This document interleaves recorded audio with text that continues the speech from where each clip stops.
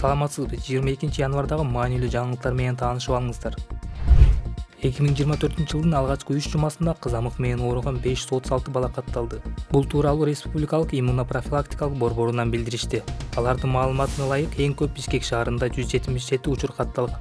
Кызамык менен 1 жаштан 4 жашка чейинки жана 1 жашка чыга элек балдар ооруп жатышат. Өткөн жылы республика боюнча кызамыктын 7000ден ашык учуру катталган. Кызамыктын өтүшүп кетүү коркунучу бар. Оорунун белгилери байкалаары менен дартты туура аныктоо жана натыйжалуу дарылануу үчүн дарыгерге кайрылуу керек. Дарыгерди үйгө чакыргыла. Эгерде дене табы өтө жогору болсо, тез жардамды чакыргыла. Кызамыкты алдын алуунун эң натыйжалуу жолу бул эмдөө дешет дарыгерлер. УКМК чек арадан 50 миллион сомдук дары-дармекти мыйзамы салуу өтүү аракетине бөгөт коюлду.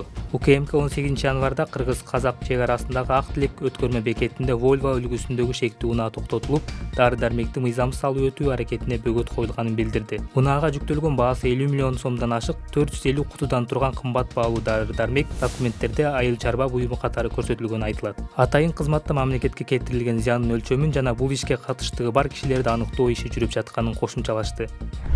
Бүгүн ЖМК, ал эми эртең бейөкмөт уюмдар. Депутат Дастан Бекешев 22 январда Жогорку Кеңештин бюджет, экономика жана фискалдык саясат боюнча комитети ЖМК жөнүндөгү мыйзам долбоорун карай турганын Telegram каналы аркылуу билдирди. Өткөн аптада комитет мыйзам долбоорун толуктоо үчүн артка кайтарып, документти кароону күн тартибинен алып салган. Ал эми 23 январда парламенттин конституциялык мыйзамдар боюнча комитети чет элдик тыңшы жөнүндөгү мыйзам долбоорун экинчи окууда карайт. Бекешевдин айтымында бул мыйзам долбоорун илгерилетүүнү Европа биримдигинин 11 январда бөлүнгөн 3 миллион евро өлчөмүндөгү грант токтотуп келген.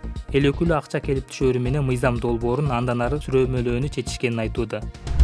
Аскердик бөлүктө жоокерлерди сабоого шектелген 3 командир кармалды. Аскер прокуратурасынын текшерүүсүнүн жүрүшүндө Коргоо министрлигинен аскер бөлүктөрүнүн биринчи жооптуу кызматкерлери тарабынан жоокерлерге карата күч колдонуу боюнча фактылар аныкталды. Аталган факт боюнча уруп-сабоо, кыйноо беренесинин негизинде кылмыш иши козголгонун 22 январда башкы прокуратурадан билдиришти. Учурда кылмышка тиешеси бар башка жооптууларды аныктоо боюнча тергөө амалдары жүрүп жатат. Шектүүлөр кайсы аскер бөлүгүнүн кызматкерлери экени маалымдала элек. Ишкерден 200 000 доллар пара алып жаткан жеринен кармалган президенттин Баткен облусундагы ыйгарым укуктуу өкүлүнүн мурдагы кеңешчиси Талантбек Мамутов үй камагына чыкты. Бул тууралуу Клопко 22 январда Баткен облустук соттон тастыкташты.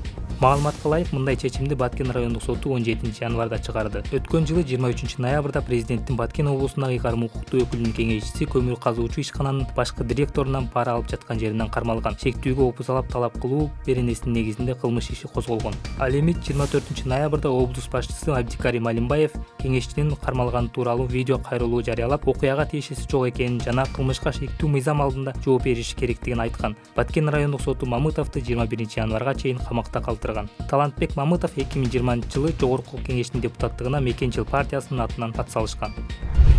Жалал-Абад облусунун Сузак районунда аялына зордук зомбулук көрсөтүүгө шектүү катары 9 жаштагы тургун кармалды. Бул тууралуу Клопко Жалал-Абад облустук милициясынан билдиришти. Маалыматка ылайык, окуя 17 январда болгон.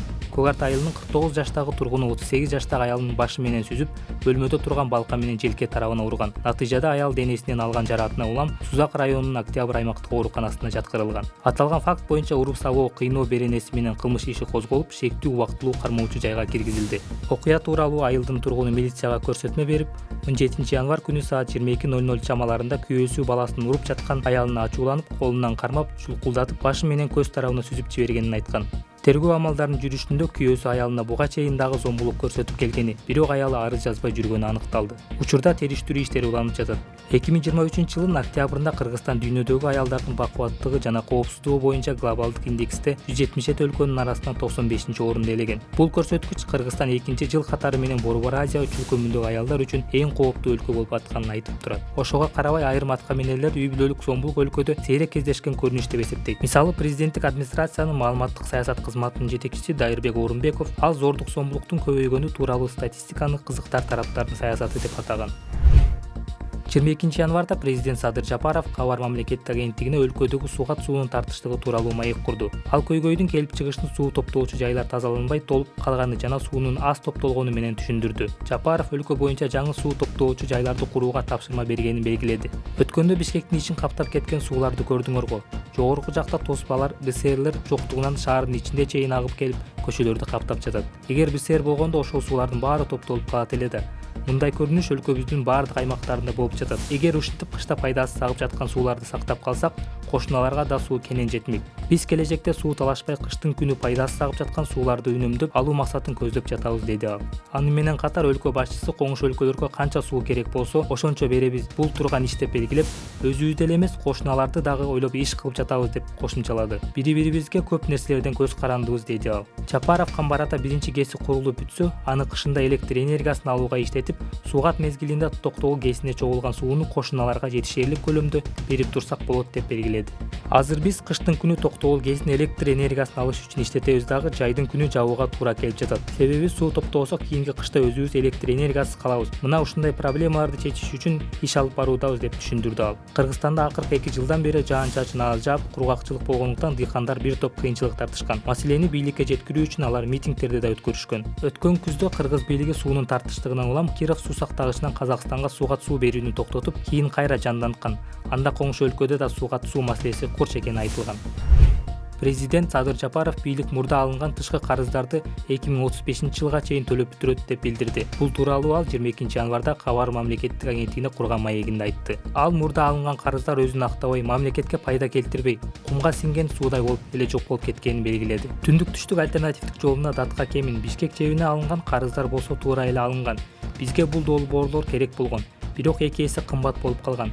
Көзөмөл өтө начар болгон, уурдалган.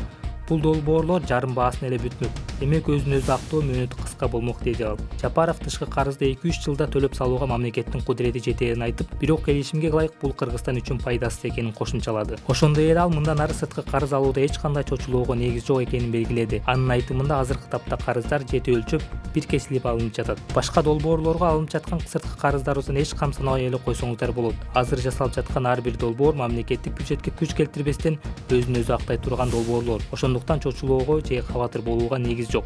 Мындан ары бул теманы кеп кылбай деле койсо болот. Саякташтыруунун кажети жок, деди ал. Өткөн жылы президент мамлекеттин тышкы карызы 4,5 миллиард долларды түзгөнүн белгилеп, аны бийлик өз мөөнөтүндө төлөп жатканын айткан. Ошондой эле ал бюджеттен карызды төлөөгө 2024 жылы 64 миллиард, ал эми 2025 жылы 71 миллиард сом каралганын кошумчалаган.